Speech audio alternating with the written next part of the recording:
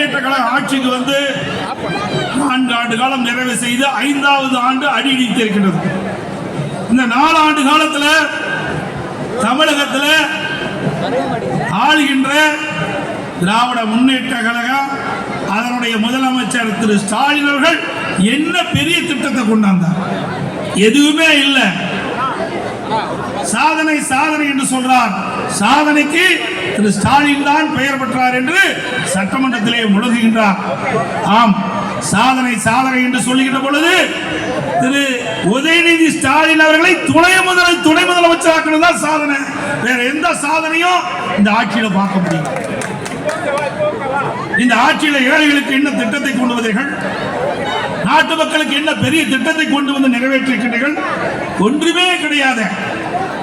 குடும்பத்தில் இருக்கின்றவர்கள் ஆட்சி அதிகாரத்தில் தொடர வேண்டும், அதுதானே உங்களுடைய நிலைப்பாடு.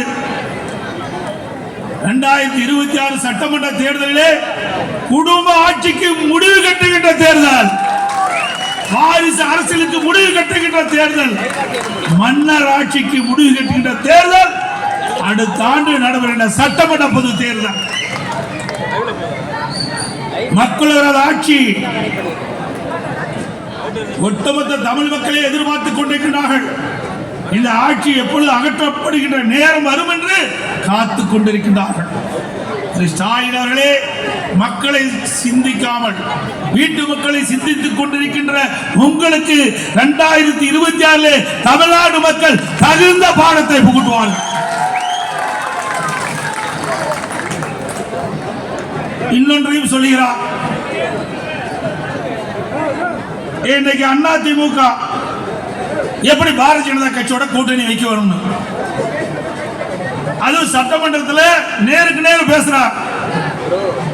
என்னிடத்தில் கேட்கின்றார் முதலமைச்சர் ஸ்டாலின் அவர்கள், நீங்க பாரதிய ஜனதா கூட கூட்டணி வைக்கலன்னு சொன்னீங்களே, எப்படி நீங்க வச்சீங்க?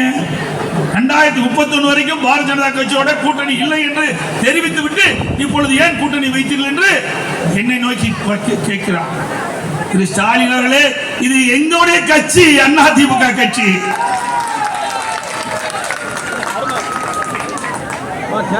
எங்களுடைய ஒத்த கருத்துடைய கட்சிகள் எல்லாம் ஒன்றாக இணைத்து வாக்குகள் சிதறாமல் வெற்றி பெறுவதற்காக அமைக்கப்பட்ட கூட்டணி எங்க கூட்டணி?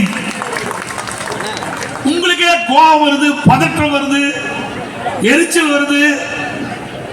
திரு ஸ்டாலின் கனவு கண்டு கொண்டிருந்தார். இன்றைக்கு அதிமுக பாரதிய ஜனதா கட்சியோட கூட்டணி வைக்காது என்று கூட்டணி வைத்தவுடன் பதறுகிறார். அந்த பதற்றத்தை நேரடியாக நான் சட்டமன்றத்தில் பார்த்தேன். இன்னைக்கு பயம் வந்துட்டது, தேர்தல் சுரம் வந்துட்டது திரு ஸ்டாலின் அவர்களுக்கு. எங்கள் கூட்டணி வலிமையான கூட்டணி, வெற்றி கூட்டணி, அதிமுக கூட்டணி. எங்க கூட்டணியில இன்னும் பல கட்சிகள் வந்து சேர இருக்கிறது. ஸ்டாலின் அவர்களே, அது எங்க கூட்டணியில பல கட்சிகள் சேர்க்கின்ற பொழுது திரு ஸ்டாலின் அப்பொழுது அதிமுக எவ்வளவு பலம் பொருந்திய கூட்டணி அமைக்கப்பட்டு நீங்கள் உணர வேண்டும். நாங்கள் பாரதிய ஜனதா கட்சியோடு கூட்டணி வைக்கின்றது கூட மரியாதைக்குரிய உள்துறை அமைச்சர் மாண்புமிகு அமித்ஷா அவர்கள் நிருபர்களை சந்தித்து பேட்டி அளிக்கின்ற பொழுது குறிப்பிட்டார், அதிமுக பாரதிய ஜனதா கூட்டணிக்கு அதிமுக கட்சி தான் தலைமை தாங்கும் என்று சொன்னார்.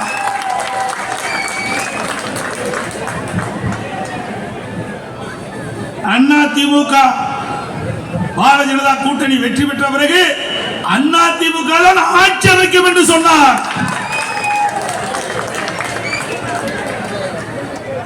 ஸ்டாலின் பதறுகிறார். அவர் எண்ணினார் அதிமுக பாரதிய ஜனதாவோட கூட்டணி வைக்காது என்று எண்ணினார். அவர் என்னெல்லாம் காணல் நீராகிவிட்டது. அது மட்டுமல்ல,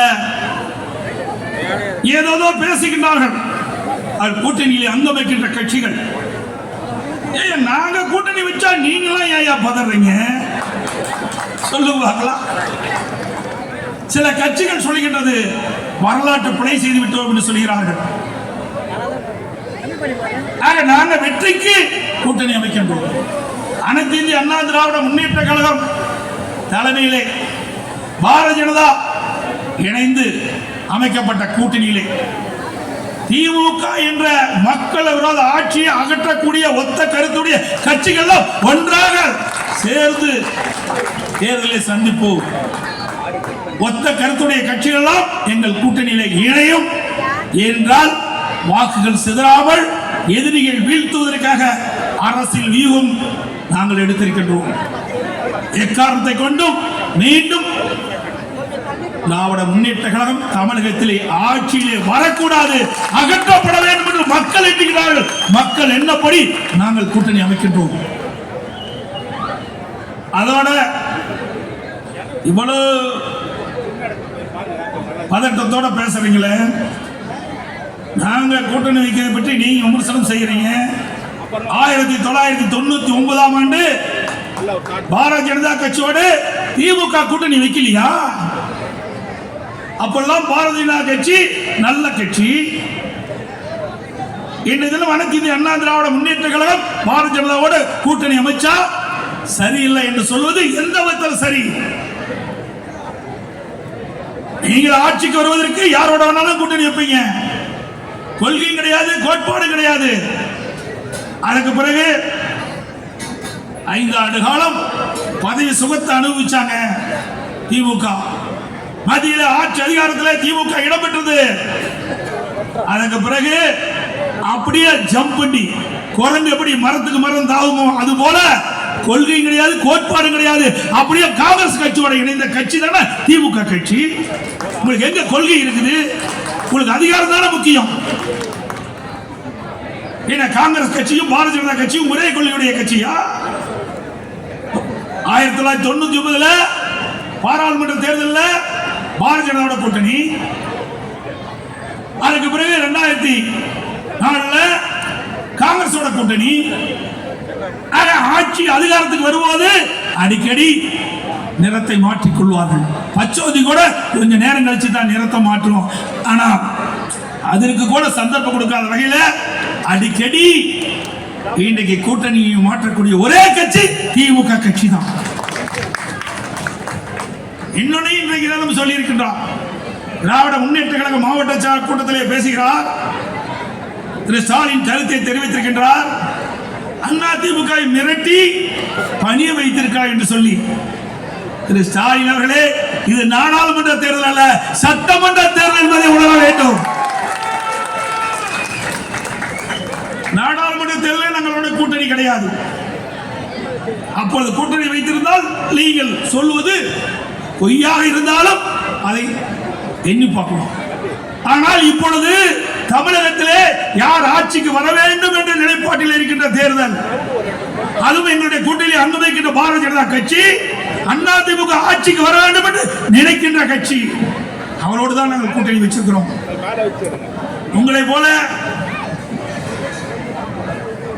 காங்கிரஸ் கட்சி ஆட்சியில் இருக்கின்ற காலகட்டத்திலே அறிவாலய முதல் மாடியில ரெய்டு நடக்குது. அறிவாலயம் கீழ்த்தளத்தில் அடித்தளத்தில் கூட்டணி பேச்சுவார்த்தை மிரட்டி கூட்டணி அமைத்தார்கள். அப்படி எங்களுக்கெல்லாம் இல்ல, அப்படி நிர்பந்தம் இல்ல. 2 கட்சிகளும் மகிழ்ச்சியோடு அமைத்த கூட்டணி இந்த கூட்டணி. அது மட்டும் இல்ல, என்னை பொறுத்த வரைக்கும் மடியிலே கனவில்லை, வழியிலே பயமில்லை. திரு ஸ்டாலின் அவர்களே, நீங்க கூட தான் அண்ணா திமுக ஆளுங்கட்சியா இருக்கும் போது, நான் முதலமைச்சர் இருக்கும் போது நெடுஞ்சாலைத்துறையிலே முறைகேடு நடைபெற்றதாக வழக்கு தொடர்ந்தீங்க. அந்த வழக்கை நான் சந்தித்தேன். உச்சநீதிமன்றம் வரை சென்றது. மீண்டும் உயர்நீதிமன்றம் வருகின்ற பொழுது அந்த வழக்கை தொடர்ந்த உங்களுடைய கட்சி சேர்ந்த அமைப்பு செயலாளர் ஆர் எஸ் பாரதி அந்த வழக்கை திரும்ப பெற்றுக் கொள்வேன் என்று சொன்னார். ஆனால் நான் மறுத்தேன். நான் இந்த வழக்கை நடத்துவேன் என்று சொன்ன கட்சியினுடைய தொண்டனாக இருக்கின்றேன். உங்களை போல உச்சநீதிமன்றம் ஒரு அமைச்சரை பார்த்து கேட்கின்றது, இன்றைக்கு அமைச்சரா தொடர வேண்டுமா வேண்டாமா என்று. அப்பொழுது கூட அந்த அமைச்சரை நீக்கவில்லை. ஆனால் என் மீது நீ குற்றம் சுமத்தினீர்கள். நீதிமன்றத்தின் மூலமாக நிரபராதி என்று நிரூபித்தோம். அண்ணா திமுக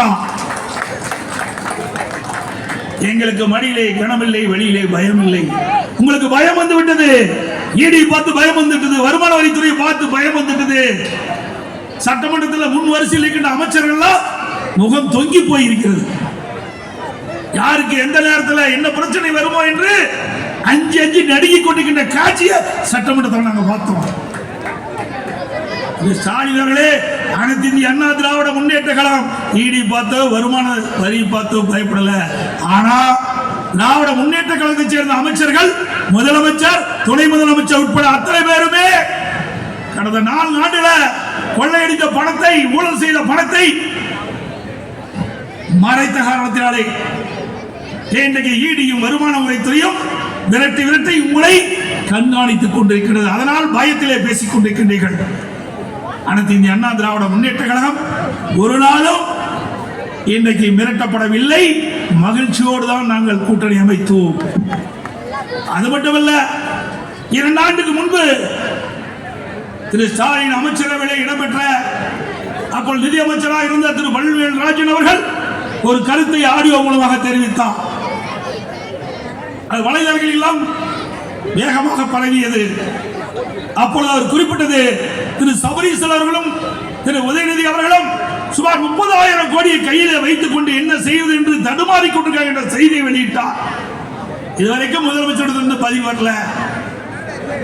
ஊழல் செய்த பணத்தை என்ன செய்வது என்று திகைத்துக் கொண்டிருக்கின்ற கட்சி தான் திமுக கட்சி. ஆகவேதான் ஈடி வருமானத்துறையை கண்டு பயந்து நடுங்கிக் கொண்டிருக்கின்ற கட்சி திமுக கட்சி, திமுக அமைச்சர்கள். அதோட இன்னைக்கு 2 அமைச்சர்கள் பதவி நீக்கம் செய்யப்பட்டார்கள். ஒருவர் ஊழல் சம்பந்தப்பட்ட வழக்கின் மூலமாக நீதிமன்றத்தின் மூலமாக எச்சரிக்கை விடுத்ததின் காரணமாக ஒருத்தர் ராஜினாமா செய்திருக்கின்றார். மற்றொருவர் பெண்களை கொச்சப்படுத்திய காரணத்தினாலும் சைவ வைணவ அவருடைய மனதை புண்படுத்துகின்ற விதமாக பேசிய காரணத்தினால் இன்றைய தினம் 2 அமைச்சர்கள் இன்றைக்கு அமைச்சரவையிலிருந்து நீக்கப்பட்டிருக்கின்றார்கள். மக்கள் எல்லாம், தமிழ்நாட்டு மக்களை பொறுத்தவரைக்கும் விவரமானவர்கள், அறிவுபூர்வமானவர்கள், சிந்திக்கக்கூடியவர்கள், உங்களுடைய செயல்பாட்டை உன்னிப்பாக கவனித்துக் கொண்டிருக்கிறார்கள். திரு ஸ்டாலின் அவர்களே, இன்னொன்றையும் சொல்லுகிறார். இன்றைய தினம் பத்திரிகை சுதந்திரம் பாரதிய ஜனதா ஆட்சியிலே வரி போய்விட்டது என்று பத்திரிகை சுதந்திரத்தை பத்தி இவரு பேசுறாரு. வெக்கக்கேடானது. அண்மையில் உங்களுக்கு தெரியும், யூடியூப்ல சவுக் சங்கர்னு ஒருத்தர் இருப்பார். அவருக்கு எப்படி எல்லாம் தொல்லை கொடுத்த அரசாங்கம் இந்த அரசாங்கம் என்பதை நாட்டு மக்கள் அறிவார்கள். திமுக பற்றி, திமுக அமைச்சர்களை பற்றி அவர் வலைதளம் மூலமாக, யூடியூப் மூலமாக கருத்தை தெரிவித்த ஒரே காரணத்திற்காக அடையாளம் தெரியாத பல பேரை அவர் வீட்டுக்கு அனுப்பி வைத்து, அவர் தாயார் தனியாக இருக்கின்ற பொழுது வீட்டினுள் மலத்தை கொட்டி சாக்கடை தண்ணீரை ஊற்றி வீட்டிற்குள்ள பண்ட பாத்திரங்களும் உடைக்கப்பட்டு கொள்ளையடித்த காட்சி ஊடகத்திலே பார்த்தோம். இப்படிப்பட்ட ஆட்சி, வெட்கக்கெட்ட ஆட்சி திமுக தான் பார்க்க முடியும். ஸ்டாலின், நீங்க பத்திரிகை சுதந்திரத்தை பற்றி பேசுவதற்கு அருகதையே கிடையாது. முதலமைச்சர், ஒரு நாட்டுடைய முதலமைச்சர் மக்களை பாதுகாக்கக்கூடிய முதலமைச்சராக இருக்க வேண்டும்.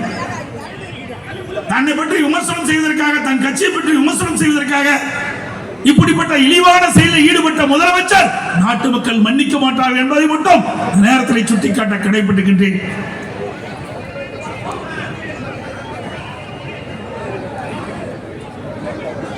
இன்னைக்கு அண்ணா திமுக பத்தி பல முறை சொல்லிட்டு இருந்தார். திமுக என்றாலே ஊழல் கட்சி, கமிஷன், கலெக்ஷன், கரப்ஷன், இந்த மூன்றுக்கும் முத்தாக விளங்கக்கூடிய ஒரே கட்சி திமுக கட்சி. நாட்டிலேயே பல அரசாங்கம் இருந்தது, ஆனால் ஊழலுக்காக கலைக்கப்பட்ட ஒரே அரசாங்கம் திமுக அரசாங்கம் தான். திரு ஸ்டாலின் அவர்களே, மறந்துவிட வேண்டாம்.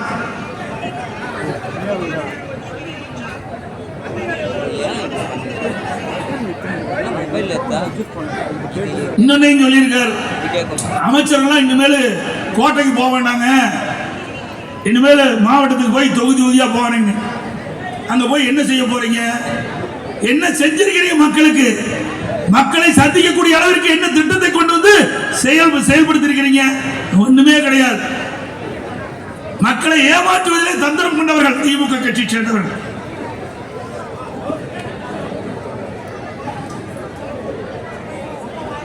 அதோட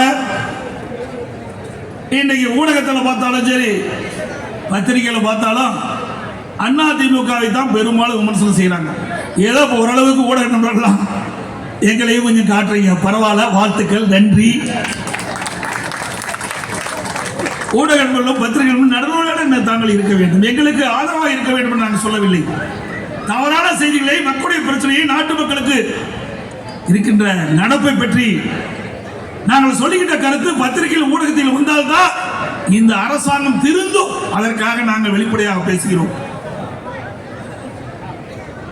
நான் முதலமைச்சர் இருந்த காலத்தில் எப்படியெல்லாம் எங்களை பற்றி விமர்சனம் செஞ்சீங்க? நாங்க ஏதாவது உங்களை கேட்டோமா? அப்புறம் எதிர்கட்சி வந்த பிறகு 4 ஆண்டு காலம் விமர்சனத்துக்கு ஆளானோம்.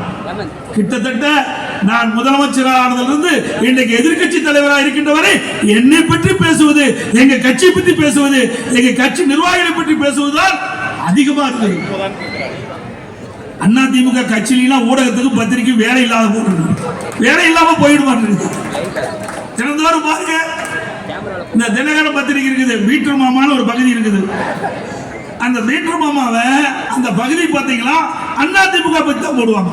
பரவாயில்ல, பணம் இல்லாம விளம்பரம் செய்யறீங்க, நன்றி.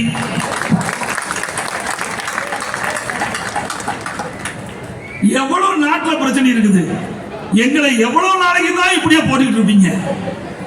எவ்வளவு நாளைக்கு தான் இந்த மக்கள் இந்த பொய்யை நம்பிக்கிட்டு இருப்பாங்க?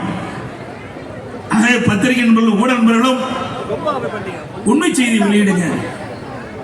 அப்பொழுதுதான் மக்களிடத்தில் உங்களுக்கு வரவேற்பு கிடைக்கும் என்பதை இந்த நேரத்தில் தெரிவிக்க விரும்புகின்றேன். அதுபோல ஒரு சில பத்திரிகைகள் வேண்டும் என்ற திட்டமிட்டு தவறான செய்தி வெளியிடுறது. அண்ணா திமுக பிரபலம் சொன்னார் ஒரு பத்திரிகை, இன்னொரு பக்கம் இன்னொரு பத்திரிகை, அண்ணா திமுகவில் இப்படி ஒரு கோஷ்டி. இன்னையெல்லாம் இடமே இல்லை. பத்திரிகையாளர்களே, ஊடகங்களே, அனைத்து இந்திய அண்ணா திராவிட முன்னேற்ற கழகம் நேர்பாதையிலே சென்று கொண்டிருக்கின்றது. நாட்டு மக்களுக்கு என்ன செய்ய வேண்டும் என்பதை எண்ணி எண்ணி பார்த்து செயல்பட்டுக் கொண்டிருக்கின்ற ஒரே இயக்கம் அண்ணா திமுக இயக்கம். நல்ல செய்தி வெளியிடுங்க. எதிர்கட்சி அவ்வப்போது வெளியிடுகின்ற கருத்துக்களை முழுமையாக வெளியிடுங்க. மக்களிடத்தில் கொண்டு போய் சேருங்கள். அது பணிவாக உங்களை கேட்டுக் கொள்கின்றேன். அப்புறம் விவாத மேடை இருக்கும். ஊடகங்கள் பார்த்து கோபிச்சுக்காதீங்க, கட் பண்ணிடாதீங்க, அப்படியே ஒளிபரப்பு செய்யுங்க. அந்த விவாத மேடையில் பார்த்தீங்கன்னா அண்ணா திமுக உண்மையாலும் அண்ணா திமுக விசுவாசம் உள்ள, நாட்டு மக்கள் மீது விசுவாசம் உள்ள சில பேர் எங்களுக்கு உண்மையா இருக்கின்ற நிகழ்ச்சி பத்தி பேசுவாங்க. ஆனா திமுகவுக்கு ஒரு 5 பேர் இருந்தால் திமுக சேர்த்து 3 பேர் இருப்பாங்க. அவங்க அத்தனையும் பொய்யா பேசுவாங்க. அது அதிக நேரம் காட்டுவாங்க. அண்ணா திமுகவுக்கு ஓரளவு நடுநிலையோடு இருந்து பேசுறீங்களா அவ்வப்போது சுருக்கி காட்டுவாங்க. ஊடக நண்பர்களும் பத்திரிகை நண்பர்களும், நான் எல்லாத்தையும் சொல்ல, ஒரு சில ஊடகத்தையும் சொல்றேன். நீங்க எப்படி காட்டினாலும் அதை பத்தி எங்களுக்கு கவலை இல்லை. ஏன்னா மக்களிடத்தில் எங்களுக்கு நம்பிக்கை இருக்கின்றது. அண்ணா திமுக கட்சி ஒரு சிறந்த கட்சி, மக்களுக்காக சேவை செய்யக்கூடிய கட்சி, பொன்மனச்சம்பல் புரட்சி தலைவர் எம்ஜிஆர் உருவாக்கிய கட்சி, அம்மா கட்டி காத்த கட்சி. அந்த வரலாற்று சிறப்புமிக்க கட்சியாக அண்ணா திமுக கட்சி திகழ்கின்ற காரணத்தினாலே ஊடகங்களும் பத்திரிகை நண்பர்களும் அன்போடு நல்லா காட்டுறீங்க. போற அளவுக்கு வாழ்த்துக்கள். தொடர்ந்து இன்னும் கொஞ்சம் அதிகமாக காட்டுங்க. அவ்வளவுதான். ஏன் திமுக கண்டு பயப்படுறீங்கன்னு எங்களுக்கு தெரியல. திமுக கண்டு பயப்பட வேண்டிய அவசியமே இல்லை. உண்மை செய்தி வெளியிடுவதற்கு எந்த தயக்கமும் காட்ட வேண்டாம் என்று அன்போடு ஊடகங்களையும் பத்திரிகைகளையும் கேட்டுக்கிறேன்.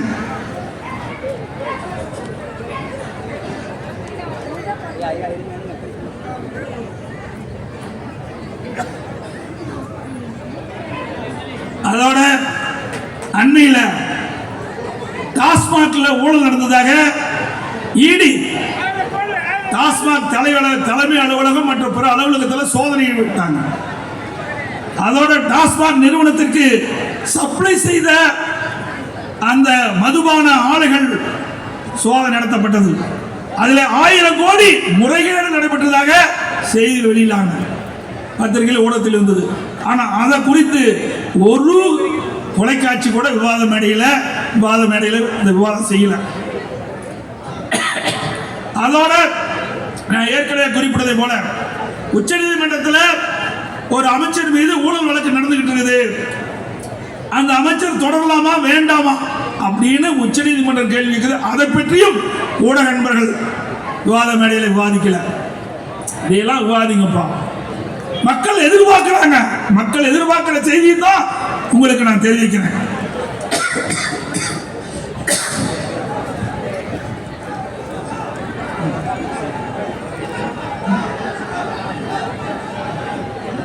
அதோட அண்ணா திமுக ஆட்சியில ஒண்ணுமே செய்யலின்னு பச்சை பொய்ய சொல்றாரு இந்த முதலமைச்சர். அண்ணா திமுக ஆட்சியில அப்படியே திட்டம்லாம் ஊர்ந்துட்டு போயிட்டு இருந்தான். அப்படியா ஊர்ந்துட்டு போயிட்டு இருந்தோம். இந்த சென்னை மாநகரத்தில் எவ்வளவு திட்டங்களை நாங்கள் கொண்டு வந்து நிறைவேற்றுகின்றோம். ஸ்மார்ட் சிட்டி திட்டம் அண்ணா திமுக ஆட்சியில் தான் மாநகராட்சி பகுதி நகராட்சி பகுதியில கொண்டு வந்து நிறைவேற்றப்பட்ட அரசாங்கம் அண்ணா திமுக அரசாங்கம். திரு ஸ்டாலின் அவர்களே, இப்படி எந்த ஒரு திட்டமாவது கொண்டு வந்தீர்களா? இல்லையே. அதோடு இன்னைக்கு சென்னை மாநகரம் வளர்ந்து வருகின்ற மாநகரம், தமிழ்நாட்டிற்கு தலைநகரமாக விளங்குகின்ற இடம் சென்னை மாநகரம். அப்படிப்பட்ட சென்னை மாநகரத்தில் போக்குவரத்துகள் நாளுக்கு நாள் அதிகரித்துக் கொண்டிருக்கின்றன. போக்குவரத்து நெரிசல் அதிகமாகிறது. இதையெல்லாம் அம்மாவுடைய அரசு ஆய்வு செய்து ஆலோசனை நடைபெற்று இன்னைக்கு சென்னை மாநகரத்தில் போக்குவரத்து நெரிசல் இல்லாத ஒரு மாநகரமாக உருவாக்க வேண்டும் என்ற அடிப்படையிலே மெட்ரோ ரயில் திட்டம் கட்டம் 2 கொண்டு வந்தது அண்ணா திமுக. 119 கிலோமீட்டர் தூரம் மெட்ரோ ரயில் பாதை அமைப்பதற்காக சுமார் 63,000 கோடி ஒரே திட்டத்திற்கு அடிக்கல் நாட்டி வரலாற்று சிறப்புமிக்க வரலாற்றை படைத்த அரசாங்கம் அண்ணா திமுக அரசாங்கம். இந்தியாவில் ஒரே திட்டத்திற்கு 63,000 கோடி நிதி ஒதுக்கீடு வரலாறு கிடையாது. அந்த வரலாற்றை படைத்த அரசாங்கம் அண்ணா திமுக அரசாங்கம். மத்திய உள்துறை அமைச்சரை சென்னைக்கு அழைத்து கலைவாணர் அரங்கிலே அந்த மெட்ரோ ரயில் திட்டம் கட்டம் 2 பணிக்கு அடிக்கல் நாட்டப்பட்டது. அதை செய்த சாதனையும் அண்ணா திமுக. அது மட்டுமல்ல, பல்வேறு திட்டங்களை நாங்கள் கொண்டாந்து நிறைவேற்றிக்கிறோம்.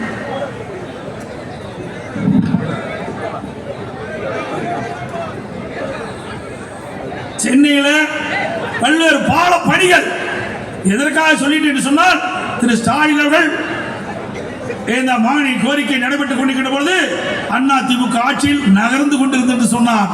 நகரல்ல, ஜெட் வேகத்தில் பணிகள் நடைபெற்றது. அதற்கு சில விளக்கங்களை கொடுக்க கடமைப்பட்டிருக்கின்றேன்.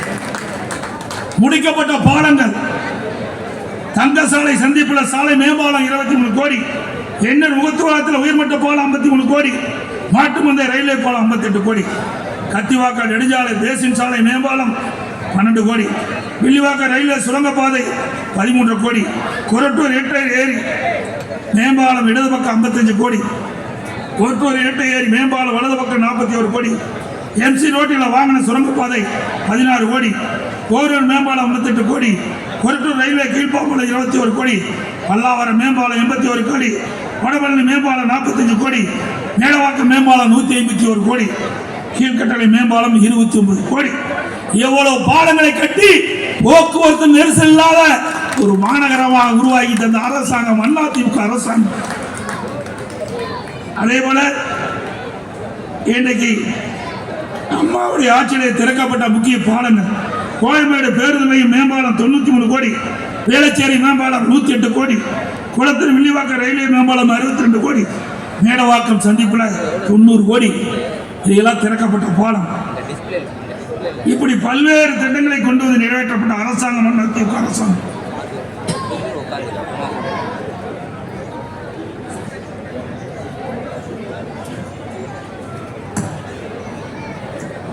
அதுபோல சென்னை மாநகரம் மொத்தம் LED விளக்குகள் அதிகமாக பொருத்தப்பட்டது. இன்றைக்கு குற்றங்கள் எண்ணிக்கை குறைக்க சென்னை மாநகரம் முழுவதும் சுமார் 2.5 லட்சம் CCTV கேமராவை அமைக்கப்பட்டது அதிமுக. அந்த CCTV கேமரா அமைக்கப்பட்ட காரணத்தினால இன்றைக்கு சென்னை மாநகரத்தில் உட்புற சாலையிலிருந்து மெயின் சாலையில் எந்த இடத்தில் எந்த பிரச்சனை நடைபெற்றாலும் அதை கண்டுபிடிக்கக்கூடிய அளவிற்கு காவல்துறைக்கு இன்றைக்கு உதவுகின்ற விதமாக இந்த CCTV கேமராக்கள் அதிகமாக அமைக்கப்பட்டது.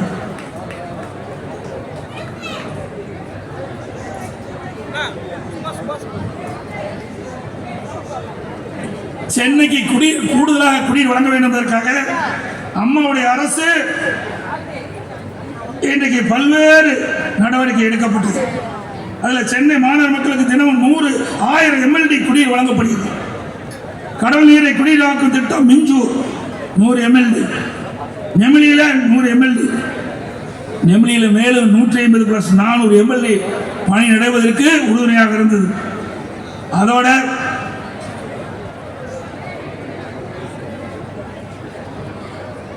கொடுங்கையூர் கோயம்பேட்டில் உள்ள கழிவுநீர் சுத்திகரிப்பு நிலையங்கள் வாயிலாக சுத்தரிக்கப்பட்ட நீர் சிறுபெரும்புதூர் மணல் இடங்களில் உள்ள தொழிற்சாலை பயன்பாட்டு கொண்டு வந்தது. இவ்வளவு நம்மளுடைய ஆட்சியில் கொண்டு வரப்பட்டது.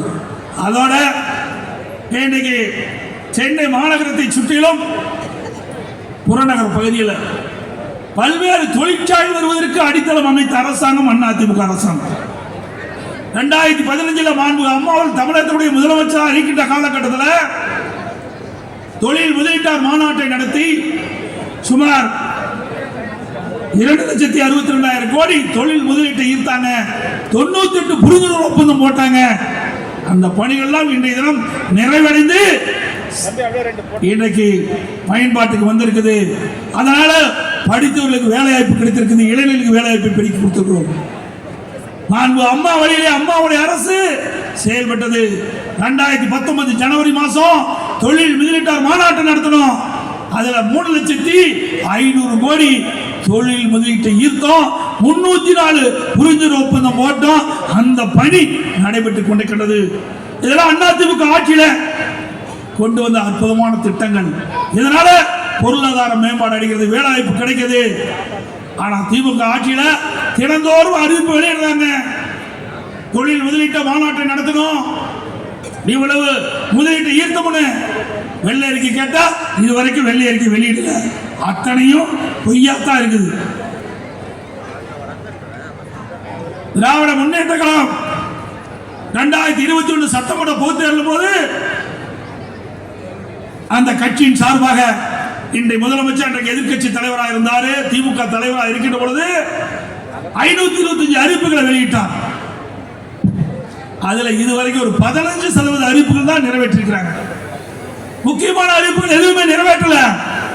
கவர்ச்சிகரமாக அறிவிச்சாங்க, நிறைவேற்ற முடியாத அறிவிப்புகள் வெளியிட்டாங்க. இன்னைக்கு விழி பிதுங்கி இன்னைக்கு அவள் அறிவிக்கப்பட்ட திட்டங்கள்லாம் நிறைவேற்றப்படாமல் அப்படியே கிடப்புல போட்டுட்டாங்க. ஆட்சிக்கு வருகின்றதுக்காக எவ்வளவு பொய் பேசுவாங்க, எவ்வளவு தில்லுமுள்ளு சொல்லுவாங்க, பேசுவாங்க, செய்வாங்க, கவர்ச்சிகரமாக பேசுவாங்க. மக்கள் ஏமாந்து விடக்கூடாது. ஒருமுறை ஏமாந்து விட்டோம், இனி ஏமாறக்கூடாது. இன்னைக்கு 525 அறிவிப்புல பெரும்பாலான அறிவிப்புகள் நிறைவேற்றப்படல. இன்னைக்கு படித்த இளைஞர்கள் வங்கியில வாங்கி கடன் ரத்து செஞ்சாங்களா? செஞ்சாங்களாமா? கல்வி கடன் ரத்து சொன்னார்களே, செஞ்சாங்களா? இளைஞர்கள் வாங்கி கடன் ரத்தா?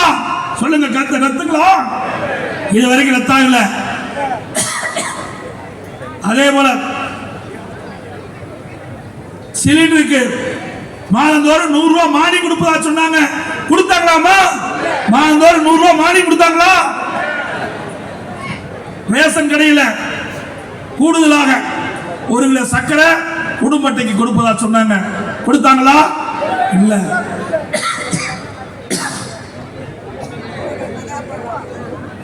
அத்தனையும் பொய். அதோட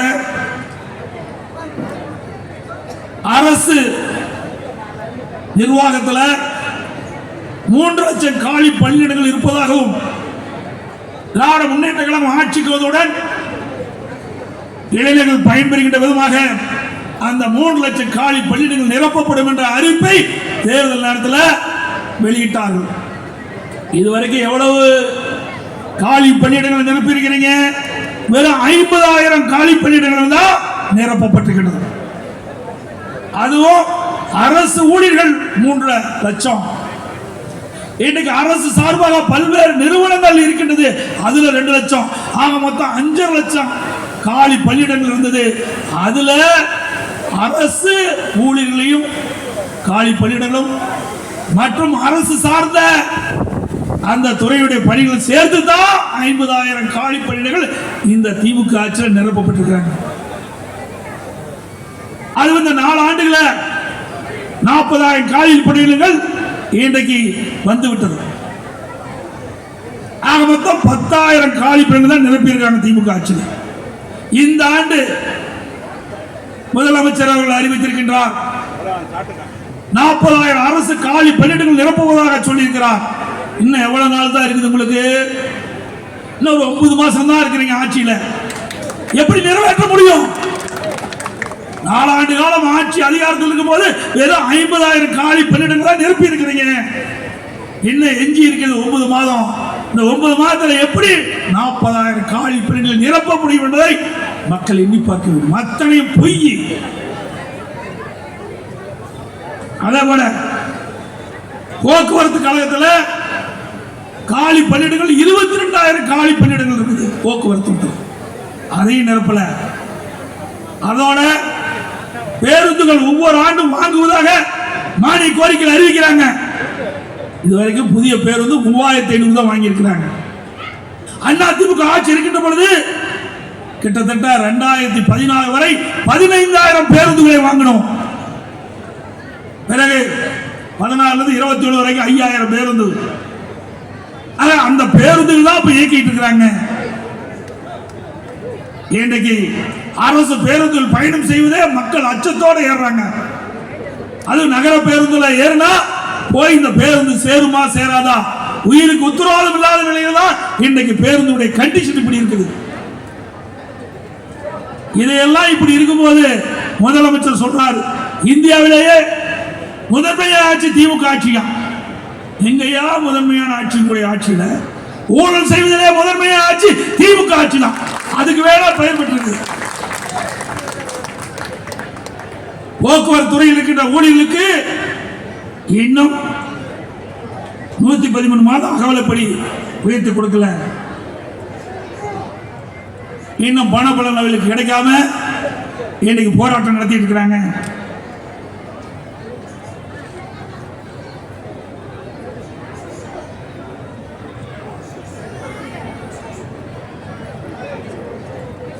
அதோட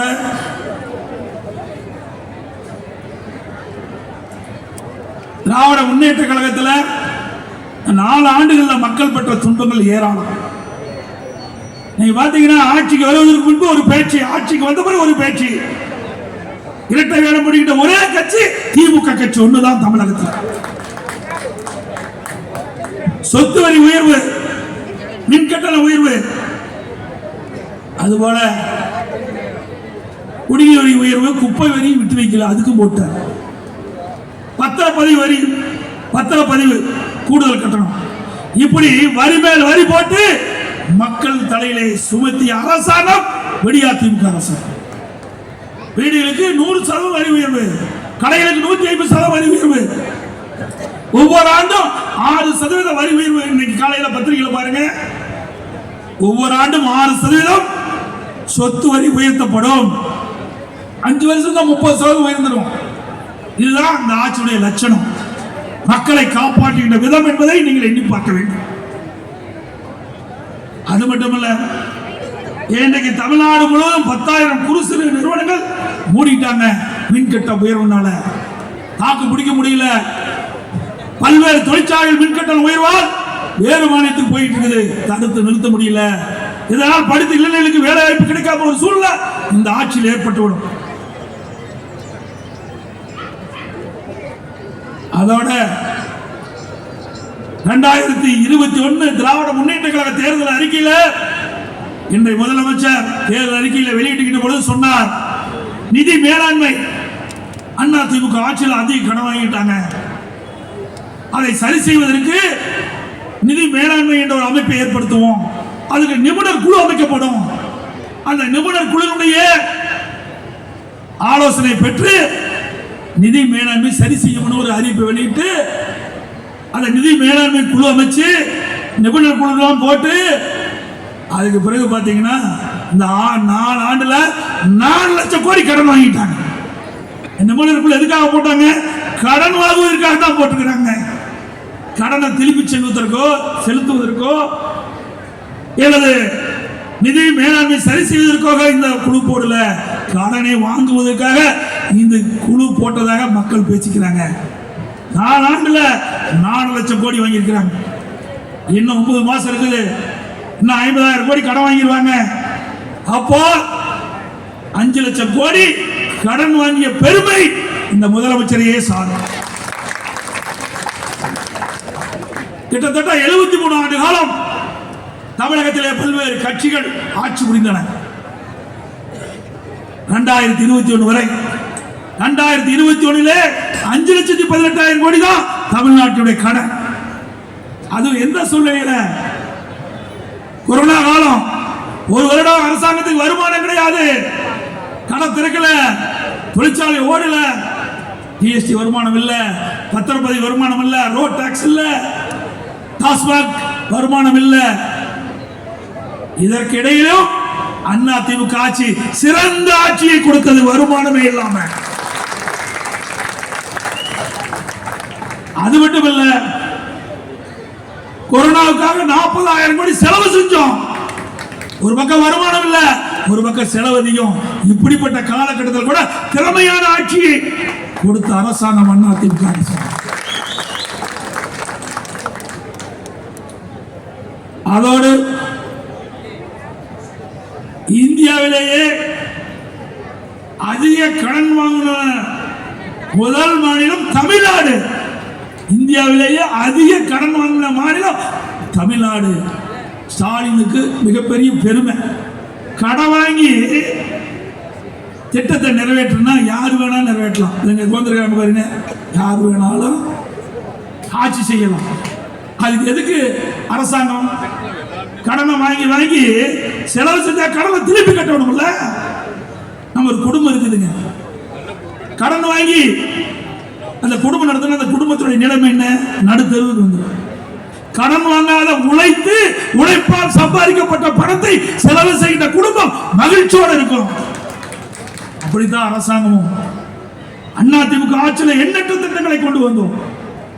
11 அரசு மருத்துவக் கல்லூரி மருத்துவமனை கொண்டு வந்தோம், 7 சட்டக் கல்லூரியை கொண்டு வந்தோம், பொறியியல் கல்லூரி 72க்கு மேற்பட்ட கலை மற்றும் அறிவியல் கல்லூரி, கால்நடை மருத்துவக் கல்லூரி, வேளாண்மை கல்லூரி, பாலிடெக்னிக் கல்லூரி, ஐடி கல்லூரி, இப்படி ஏராளமான கல்லூரியை திறந்தோம்.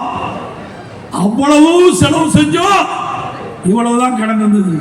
ஒரு பக்கம் கொரோனா, ஒரு பக்கம் திட்டங்கள் எல்லாம் செஞ்சு சாதனை படைத்தோம். அப்படி ஏதாவது ஒரு திட்டமாவது திரு ஸ்டாலின் ஆட்சியில் பார்க்க முடியுதா? இதுவுமே இல்லை.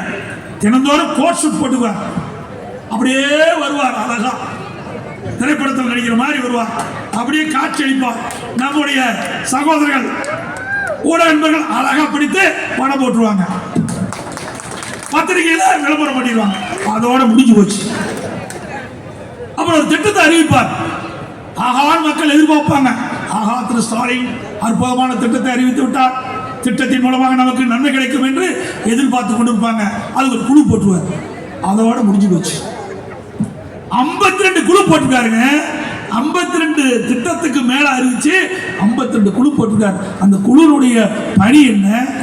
அந்த குழு ஏதாவது அரசாங்கத்துக்கு அறிக்கை கொடுத்திருக்குதா? அந்த அறிக்கையின் அடிப்படையில் ஏதாவது திட்டத்தை நிறைவேற்றிருக்கீங்களா? ஒண்ணுமே கிடையாது. அத்தனை பொய், விளம்பர அரசியல், விளம்பர மாடல். திராவிட மாடல் இல்ல, திரு ஸ்டாலின் மாடல் இந்த அரசாங்கம். மக்களை ஏமாற்றுகின்ற மாடல் இந்த அரசாங்கம். அதோட இன்றைக்கு தமிழகத்தில் கொலை, கொள்ளை, திருட்டு, வழிப்பறிவு, பாலியல் வன்கொடுமை நடக்காத நாளே இல்லை. இன்னைக்கு தொலைக்காட்சியிலையும் பத்திரிகையிலையும் பார்த்தீங்கன்னா தங்க நிலவரம் என்ன, வெள்ளி நிலவரம் என்ன, காய்கறி நிலவரம் என்னன்னு வரும். இப்ப கொலை நிலவரம் என்னன்னு வந்துட்டு இருக்கு. அப்படிப்பட்ட மோசமான ஆட்சி திரு ஸ்டாலினுடைய ஆட்சி.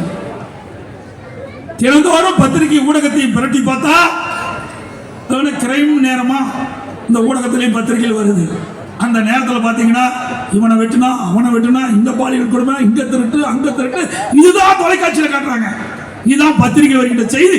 இந்த ஆட்சியில் நடக்கிற சாதனை. என்னத்தை இந்த மக்கள் கண்டாங்க? எந்த பலனை பார்த்தாங்க இந்த மக்கள்? பெண்களுக்கு பாதுகாப்பு இல்லை, பொதுமக்களுக்கு பாதுகாப்பு இல்லை. இன்றைய தினம் சட்டமன்றத்தில் ஸ்டாலின் பேசினார்.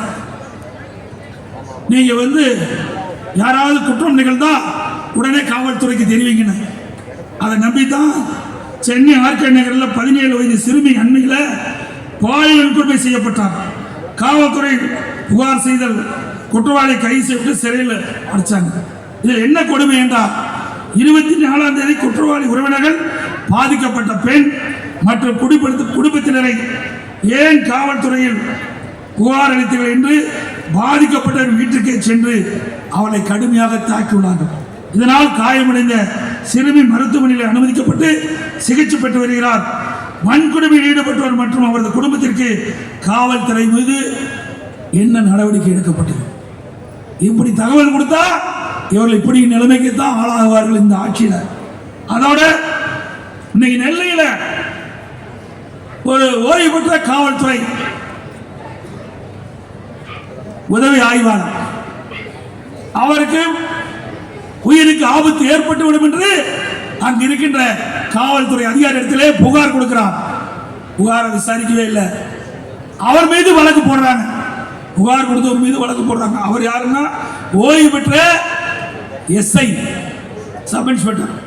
அவருக்கே இப்படிப்பட்ட நிலைமை. அதுக்கு பிறகு அந்த எதிரிகளால் அவருக்கு உயிருக்கு ஆபத்து ஏற்பட்டு விடும் என்று அவர் வீடியோவில் பேசுறார். எல்லா வலைகளிலும் வந்தது.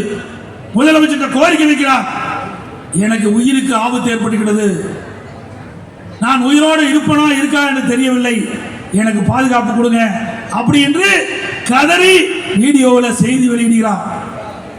அப்ப கூட காவல்துறை நடவடிக்கை எடுக்கல. உளவுத்துறை தூங்கிட்டு இருக்குது. இந்த முதலமைச்சர் பார்க்கல. அடுத்த நாள் காலையில் சாலையிலே தொழுகை முடித்து சாலையிலே சென்று கொண்டிருந்த போது எதிரிகளால் தாக்கப்பட்டு கொலை செய்யப்படுகிறார். இந்த ஆட்சியுடைய லட்சணம் பாருங்க. இவர் சட்டமன்றத்தில் பேசுறார் திரு ஸ்டாலின் அவர்கள். எங்கேயாவது பிரச்சனை ஏற்பட்டா காவல்துறைக்கு தகவல் கொடுக்கணும். காவல்துறை தகவல் கொடுத்தா உயிர் தான் போறது மிச்சம். உயிராவது காவல்துறைக்கு புகார் கொடுக்கலாம், உயிராவது மிச்சம் இந்த ஆட்சியில்.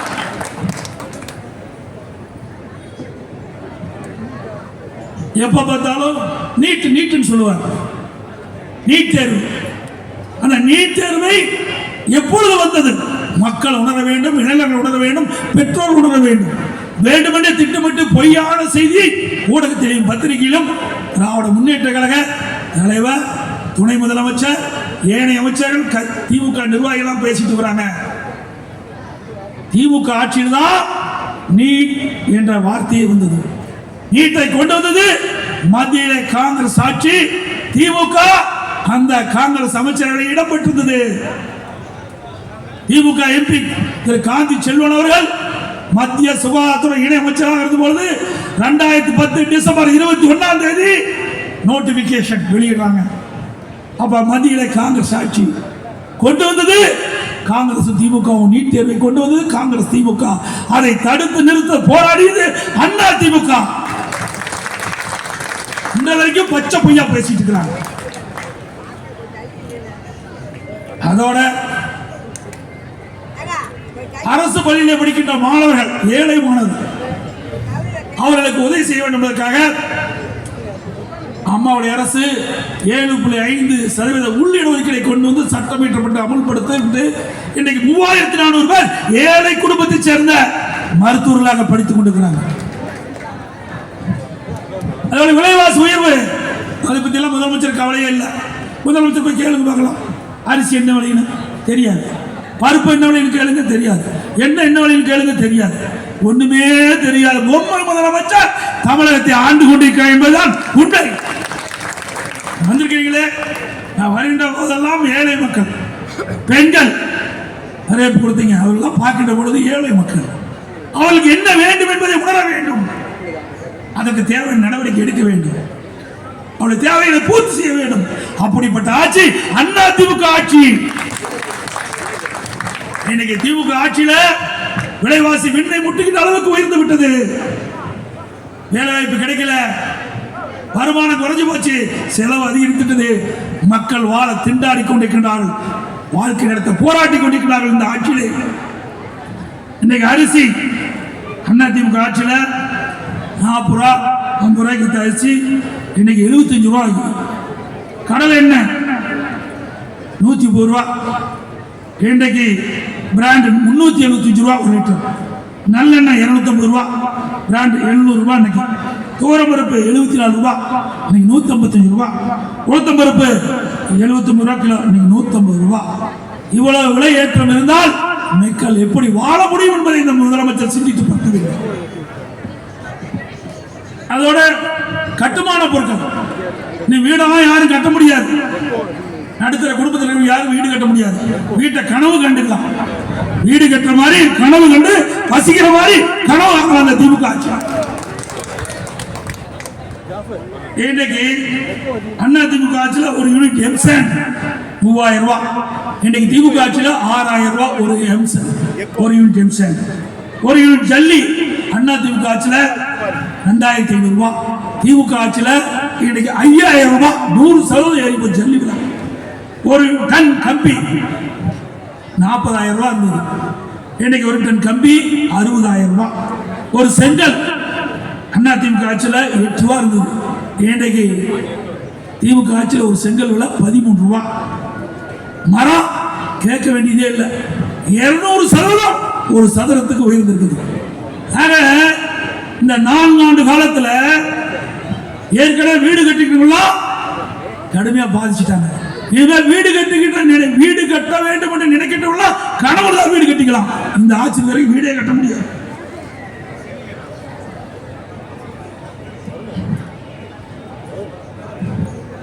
இன்னொன்னு வேடிக்கை, திமுக ஆட்சியில் சட்ட ஒழுங்கு சிறப்பா இருக்குன்னு முதலமைச்சர் சட்டமன்றத்தில் பேசினார். சட்ட ஒழுங்கு சிறப்பா இருக்குதுன்னு சொன்னா திருட்டு போகாது இருக்கணும்ல, கொலை நடக்காது இருக்கணும்ல, பாலியல் குற்றம் நடக்காது இருக்கணும்ல, அப்படி இருந்தா சட்ட ஒழுங்கு சிறப்பா இருக்குன்னு ஏற்றுக்கலாம். ஆனா இந்த திமுக ஆட்சியில ஒரு திருடன் சென்னையை வந்து திருடுவதற்கு தேர்ந்தெடுத்து விமானத்தில் வந்து சென்னையில் இறங்கி வழியில சென்று கொண்டிருக்கின்ற பெண்ணிடத்துல சைனை பறிச்சு விமானத்து மூலமா வெளி மாநிலத்துக்கு போனோம். நான் முதலமைச்சர் கேட்டேன், இந்தியாவிலே எத்தனையோ மாநிலம் இருக்குது, ஆனா ஒரு திருட வெளி மாநிலத்திலிருந்து விமானத்தில் வந்து தமிழ்நாட்டை தேர்ந்தெடுத்து சென்னையை தேர்ந்தெடுத்து திருடனா இந்த சட்ட ஒழுங்கு எப்படி இருக்கும் என்பதை முதலமைச்சர் என்ன வேணும். சட்ட ஒழுங்கு மோசமா இருக்கிற காரணத்தினால சென்னையை தேர்ந்தெடுத்துட்டு வந்து கொள்ளையடிக்கிறாங்க. அப்புறம் திமுக கூட்டணியில் அங்கம் வைக்கின்ற கட்சியில் இருக்கிற சட்டமன்ற கட்சி தலைவர்கள் முன்வரிசையில் பேசுறாங்க, கொள்ளையடித்த திருடனை விமானத்தில் போய் பிடித்தோம் என்று. பிடிக்கிறது தான் ஏன் போலீஸ்காரங்க, எதுக்கு போலீஸ்காரர் இருக்காங்க? குற்றத்தை தடுக்க வேண்டும், குற்றம் நிகழாமல் பார்க்க வேண்டும், அதுதான் ஒரு ஆட்சியுடைய அழகு. அதை விட்டுட்டு கொலை நடந்த பிறகு வழக்கு பதிவு செய்வது, திருட்டு போன பிறகு கண்டுபிடிப்பது, இதெல்லாம் என்ன சாத்தியம்? அண்ணா திமுக ஆட்சியிலே சட்டத்தின் ஆட்சி நடைபெற்றது, குற்ற நிகழ்வுகள் குறைக்கப்பட்டன, குற்றம் செய்வது பயந்தார்கள், அஞ்சினார்கள், நடுங்கினார்கள். திமுக ஆட்சியில் அப்படியே இருக்குது, எங்க பார்த்தாலும் ரவுடிகள் ராஜ்யம், வீதியில கத்தி எடுத்துக்கிட்டு சொல்லிட்டு போறோம், எங்க பார்த்தாலும் வெட்டு குத்து கொலை நடக்காத நாளே இல்லை, பாலியல் கொடுமை நடக்காத நாளே இல்லை. அப்படிப்பட்ட ஒரு மோசமான ஆட்சி ஸ்டாலின் ஆட்சி என்பதை நினைவு கொள்ள வேண்டும். அதோட போதைப் பொருள் 3 வருஷத்துக்கு முன்பே சொன்னேன், தமிழகத்தில் போதை நடமாட்டம் அதிகரிக்குது, இளைஞர்கள், மாணவர்கள், பொதுமக்கள் போதைக்கு அடிமையாகி கடுமையா பாதிக்கிறாங்க. இந்த போதைக்கு அடிமையாக அந்த குடும்பம் நடுத்தருவில் வந்துவிடும். ஆகவே முதலமைச்சர் அவர்களை தகுந்த நடவடிக்கை எடுங்க, இரும்பு கரம் கொண்டு அடக்குங்கன்னு சொன்னேன், கண்டிக்கவே இல்லை. இப்போ டிவியில எல்லாம் விளம்பரப்படுத்துறாங்க, போதையின் பாதையிலே செல்லாதீங்க, போதையின் பாதையிலே செல்லாதீங்க. நான் கூட என்னையா சொன்னேன், 3 வருஷமா ஊடகத்திலையும் பத்திரிகையிலையும் அறிக்கையை வெளியிட்டே இருந்தேன், சட்டமன்றத்திலையும் பேசிட்டு இருந்தேன். தமிழ்நாடு முழுவதும் போதைப் பொருள் விற்பனை அமோகமாக நடைபெற்றுக் கொண்டிருக்கின்றது. இன்னைக்கு போதைப் பொருள் நடமாட்டத்திலே முதல் மாநிலமாக தமிழ்நாடு திகழ்கின்றது. கட்டுப்படுத்துங்கள் என்று தொடர்ந்து வலியுறுத்தினேன். அப்பெல்லாம் முதலமைச்சர் கேட்கல. இன்றைக்கு மாணவர்களும் இளைஞர்களும் போதைக்கு அடிமையாகி சீரழிகளுடைய காட்சி பத்திரிகைகளை ஊடகத்தில் பார்க்கும். அதுவும் 2022 காவல்துறை மானிய கோரிக்கை திரு ஸ்டாலின் தலைமையில் உள்துறை இருக்குது. கொள்கைகளுக்கு குறிப்பில் ஸ்டாலின் சட்டமன்றத்தில் தாக்கல் செய்த புத்தகம் பக்கம் 22 2வது பேராவில் சொல்றார், கல்லூரிக்கு அருகில பள்ளிக்கு அருகில கஞ்சா விற்பனை செய்யப்பட்டதாக 2238 பேர் கண்டறியப்பட்டது, 148 பேர் கைது செய்யப்பட்டது என்று சொன்னார். கஞ்சா வச்சா குற்றம், விற்றா குற்றம், கொண்டு போனா குற்றம். ஆனா காவல்துறையே 2328 பேர் கண்டறியப்பட்டது சொன்னா ஏன் கைது செய்யல? 148 பேர் தான் கைது செஞ்சிருக்கீங்க, மற்றவங்க எங்க போனாங்க? எப்படி கஞ்சாவை விற்பனை தடுக்க முடியும் அப்படின்னு முதலமைச்சர் கேட்டா பேசவே இல்லை. நான் கேட்ட கேள்வினால இந்த 2 வருஷமா அந்த போதைப் பொருள்ல அந்த அறிவிப்பே வரல. இப்படிப்பட்ட ஒரு மோசமான ஆட்சி தமிழகத்திலே நடைபெற்றுக் கொண்டிருப்பதை நீங்கள் பார்க்க வேண்டும். அதோட மாநில சுயாட்சின்னு சொல்றோம். இன்றைய தினம் அவருக்கு ஒரு வரவேற்பு கொடுத்திருக்கிறாங்க. திரு ஸ்டாலினுக்கு மாநில சுயாட்சி நாயகர் பாராட்டு விழா, வெக்கக்கேடானது. நல்லா சிந்திச்சு பாருங்க, எப்படியெல்லாம் பொய் பேசுறார் முதலமைச்சர் என்பதை நீங்கள் உணர வேண்டும் என்பதற்காக நான் இது தெரிவிக்கிறேன். இன்றைக்கு திராவிட முன்னேற்ற கழகம் 1989 விபி சிங் ஆட்சியில் மத்தியில் இடம்பெற்றிருந்தாங்க. அதே போல 1996 தேவகடா மற்றும் குஜராத் அவர் பிரதமர் இருந்தபோது 2 ஆண்டு மத்தியில் ஆட்சி அதிகாரத்தில் இருந்தாங்க திமுக. 1999 2004 வரைக்கும் வாஜ்பாய் அவர்கள் பிரைம் மினிஸ்டர் இருந்த பொழுது 5 ஆண்டுகளும் ஆட்சி அதிகாரத்தில் இருந்தாங்க, அமைச்சராக இடம்பெற்றிருந்தாங்க. 2004 இருந்து 2012 வரை 8 ஆண்டு காலம் காங்கிரஸ் ஆட்சியில் திமுக இடம்பெற்றிருந்தது. ஆக பார்த்தா 16 ஆண்டு காலம் மத்தியில் ஆட்சி அதிகாரத்தில் இருந்தது திமுக. அதுவும் மத்தியிலே ஆட்சி, மாநிலத்திலே ஆட்சி. 99 இருந்து 2004 வரைக்கும். இன்னைக்கு 99 2001 திமுக ஆட்சி. சரி, 2001 இல்ல 2006 இருந்து 2011 வரைக்கும் திமுக ஆட்சி.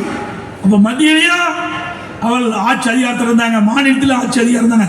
அப்போ ஏன் சட்டமன்றத்தில் இந்த மாநில சுயாட்சி தீர்மானத்தை கொண்டு வந்து நிறைவேற்றி மத்திய ஆட்சி நடத்தி கொடுத்து ஏன் சட்டமாக நிறைவேற்றவில்லை? திரு ஸ்டாலின் அவர்களே, மத்தியில் ஆட்சி அதிகாரம் போதெல்லாம் கேட்க மாட்டாங்க.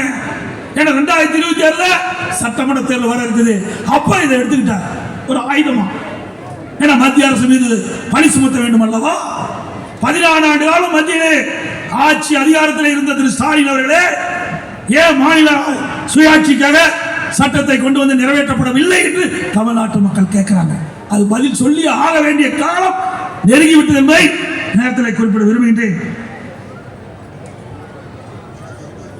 அதே போல ஸ்டாலின் நான் உள்துறை அமைச்சரை டெல்லியிலே போய் சந்திக்கின்ற பொழுது அவர் குறிப்பிட்டார், எடப்பாடி பழனிசாமி அவர்கள் எதிர்கட்சி தலைவராக இருக்கிறாரு, உள்துறை அமைச்சரை போய் சந்திக்கிறாரு, தமிழ்நாட்டில் இருக்கிற கோரிக்கைகள் எல்லாம் அவரிடத்தில் எடுத்து சொல்லணும். நாங்கள் ஆட்சியில் இருந்தாலும் சரி இல்லாவிட்டாலும் சரி மக்கள் பணி செய்வதில் முதல் கட்சி அதிமுக கட்சி. நாங்கள் ஏற்கனவே கொடுத்துட்ட இவர் பேசுறதுக்கு சட்டமன்றத்தில் பேசுறதுக்கு முன்பாகவே மாண்புமிகு உள்துறை அமைச்சர் திரு அமித்ஷா அவர்களை சந்தித்து இந்த தமிழ்நாட்டிற்கு என்னென்ன தேவை என்பதை நாங்கள் விண்ணப்பம் மூலமாக கொடுத்தோம். அதில் மெட்ரோ ரயில் திட்டத்திற்கு மத்திய அரசு வழங்க வேண்டிய பாக்கி நிதியை வழங்க வேண்டும் சொன்னோம். இப்போ வழங்கிட்டாங்க.